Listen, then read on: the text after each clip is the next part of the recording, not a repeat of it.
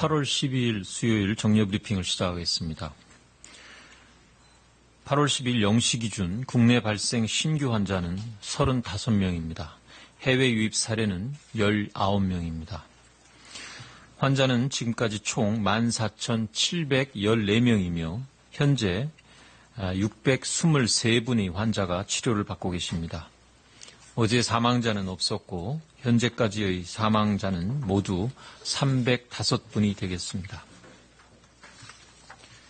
오늘 아침 정세균 국무총리 주재로 열린 중대본 회의에서는 경조사 시설, 방역관리 방안 등을 논의하였습니다. 이 자리에서 정세균 총리께서는 어제 국무회의에서 의결된 정부조직법과 감염병 예방법 개정 공포안이 차질 없이 시행되도록 만전을 기하고 이번 주 금요일 의료계의 집단 휴진 예고와 관련하여 정부는 열린 자세로 의료계와 소통하기 위해 대화의 문을 계속 두드리고 있으며 의사협회도 진정성 있는 대화에 나서 주실 것을 당부하였습니다. 최근 수도권의 소규모 교회에서 시작된 감염이 대형 시장 상가 등으로 확산되고 부산에서도 학교, 어선 등에서 집단 감염이 이어지고 있어 국민들의 우려가 적지 않은 것으로 알고 있습니다. 정부는 그간의 방역관리 경험을 토대로 환자 역학조사를 신속히 진행해서 감염 고리를 차단하는 데 총력을 기울이고 있습니다. 다만 국민들께서도 경각심을 가지고 생활 속 방역 노력을 철저하게 유지해 주시기를 당부드립니다.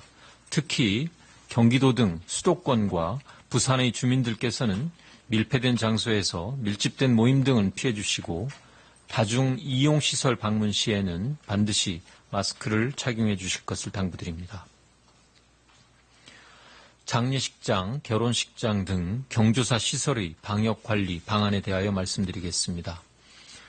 결혼식장과 장례식장은 많은 사람들이 모여 식사하면서 대화를 함에 따라 감염 전파의 위험이 높아 별도로 방역수칙을 마련하여 관리하고 있습니다.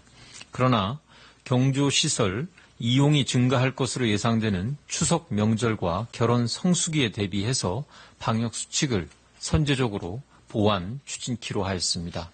먼저 장례식장의 경우에는 시설 책임자가 유족과 계약 체결 이전에 마스크 착용 의무와 음식 제공 간소화 등 코로나19 예방을 위한 준수 사항을 설명해야 하는 사전 설명 의무제를 도입합니다.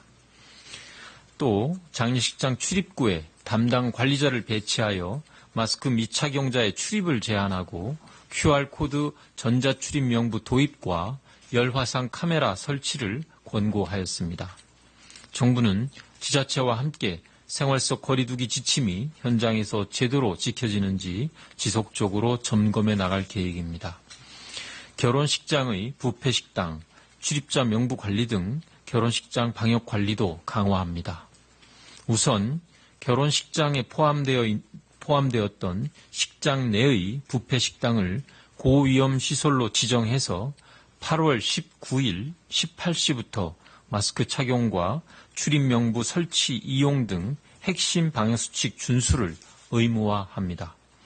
뷔페 전문 음식점에서는 지난 6월 23일부터 고위험 시설로 지정하였으나 결혼식장 내 부속 뷔페는 방역관리가 필요하다는 이런 요청에 따른 조치입니다. 결혼식장에 대해서도 전자출입명부 권고, 방역수칙 안내방송 등을 실시하고 축의금 온라인 송부와 식사보다 답례품 제공 등 생활방역 홍보도 강화해 나갈 계획입니다. 한편 정부는 감염에 취약한 환경인 음식점의 방역관리를 계속 강화하고 있습니다.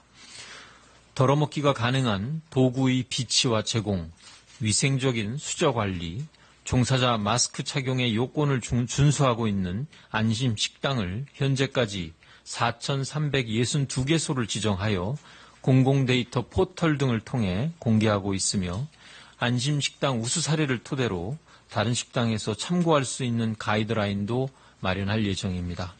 앞으로도 감염으로부터 안전한 식사 문화가 정착될 수 있도록 최선을 다하겠습니다. 의과대학 정원 확대와 관련하여 설명 말씀드리겠습니다. 지역의 의료 격차를 해소하고 초고령 사회에 대비하기 위해 의료인력 확충은 더 이상 늦추기 어렵습니다. 서울시의 종로구는 인구 1000명당 의사가 16명인데 반해서 강원도는 18개의 시군구 가운데 절반인 9개 지역의 의사가 채 1명도 되지 않습니다. 전국적으로 응급의료기관이 없는 시군구는 32개이며 이 가운데 8개 시군구는 동네 병원 응급실조차 없어 위급한 상황에서 다른 동네로 가야 응급진료가 가능한 상황입니다. 급속한 고령화와 만성질환의 증가에 대한 대비도 시급합니다. 10년 후에는 국민 4분 가운데 1분이 62세 이상이 되고 국민 2명 중 1명은 만성질환자로 예측되는 등 앞으로의 의료 수요는 더욱 증가할 것으로 예상됩니다. 현재의 의료 인력만으로 이에 대한 대비가 충분한지 진지한 고민이 필요합니다. 의료의 질을 높이기 위해서도 의사 인력의 확충이 필요합니다. 우리나라의 의사 1인당 진찰 건수는 OECD 평균보다 3배 이상 높으며 그 격차는 더욱 벌어지고 있는 추세입니다. 지방은 의사와 의료기관이 부족한 반면 서울과 수도권은 의사의 업무량이 과중해서 의료의 질이 낮아질 수 있는 이중적인 문제를 해결할 필요가 있습니다. 정부가 발표한 의과대학 정원 확대는 그동안 지속적으로 제기되어 왔던 지역의료 격차를 해소하기 위한 첫걸음에 해당됩니다. 그동안 의료계가 참여해왔던 여러 협의체 등에서 지역의 의료 인력을 확충하고 지원하여 서울과 수도권 환자 집중 현상을 완화해야 한다는 의견이 지속적으로 제기되어 온 바 있습니다. 정부는 이러한 문제를 더 이상 논의만 지속하는 해묵은 과제로 남길 것이 아니라 의과대학 정원 확대를 시작으로 실질적으로 지역의료 격차를 해소하고 보건의료 체계를 한 단계 발전시키는 모멘텀으로 삼고자 합니다. 물론 이러한 모든 문제가 의과대학 정원을 한시적으로 늘린다는 것만으로 해결할 수 있는 것은 아닙니다. 필요한 곳에 필요한 의사를 배치하고 계속 지역에서 일할 수 있는 여건을 만드는 다양한 노력이 필요합니다. 정부도 단순히 의사 숫자를 늘리는 것이 아니라 첫째, 지역의 필요한 진료 과목에 의사를 배치하고 둘째, 지속적인 근무가 가능하도록 지역 가산 등 건강보험 수가 체계를 개선하며 셋째, 양질의 의료 서비스를 제공할 수 있는 지역 우수병원을 지정하고 재정적, 제도적 지원 등을 통해 육성하는 방안을 함께 추진할 계획입니다. 의과대학 정원을 늘려서 지역의사가 배출되기까지는 최소한 6년 시간이 걸린다는 점을 감안해서 의대정원 확대를 우선 추진하면서 지역 가산, 지역 우수병원 지정 등 지역의료 격차 해소 방안을 함께 마련해 나가고자 합니다.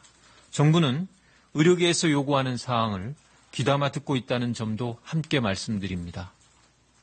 의사단체를 비롯해서 병원계, 간호계 등 의료 현장의 다양한 전문가분들의 의견을 수렴하고 있습니다. 의대 정원을 늘리는 것보다 균형 배치가 필요하다는 의견도 있는 반면 다소 규모가 부족할 수 있지만 의대 정원이 증원된 것을 환영하며 증원된 의사가 지역과 종별에 치우치지 않도록 견고한 정책이 준비되어야 한다는 의견도 있습니다. 의사뿐만이 아니라 간호 인력도 늘려야 한다는 의견, 전공의의 수련 환경을 개선해야 한다는 의견 등을 듣고 있습니다. 이러한 다양한 의견들도 결국 지역의료 격차를 해소하고 의료 전달 체계를 개선해야 한다는 동일한 목표를 지향하고 있다고 생각합니다. 의료계에서 제기하신 다양한 의견들에 대해서도 함께 협의하며 조율해 나갈 계획입니다. 대한의사협회에서는 지난 8월 1일 정부의 의료계, 정부 간 공식 협의체를 포함한 5개의 요구사항을 전달한 바 있으며 정부는 의료계 정부 간 공식 협의체인 의료발전협의체를 구성하여 의료계의 요구사항과 지역 의료 격차를 해소하고 의료 전달 체계를 개선하는 종합적인 계획 수립 등을 함께 논의하자고 제안한 바 있습니다. 정부는 의사협회에서 요구하는 내용을 협의체에서 논의해 나갈 것을 다시 한번 제안하며 금주 중 첫 회의를 열고 대화를 시작할 것을 요청드립니다. 특히 정부는 구체적인 논의가 가능하도록 이 협의체 내에 지역의료 격차 해소 세부 분과를 구성해서 지역의사의 적정 배치 방안, 지역 가산 수가 도입 방안, 지역 우수병원 추진 방안, 지역 내의 전공의 수련 내실화 등을 논의하기를 희망합니다. 정부는 협의체에서 논의된 사항이 정책에 반영될 수 있도록 적극 노력할 것이며 의사협회에서도 대화와 소통을 통해 문제를 해결할 수 있도록 협의체 구성에 응해 주실 것을 요청드립니다. 아프고 힘든 환자들에게 더 큰 고통과 피해를 줄지 모르는 집단행동보다는 정부와의 대화와 협의를 통해 의료계가 고민하는 문제를 보다 합리적으로 함께 해결해 나가기를 희망합니다. 감사합니다.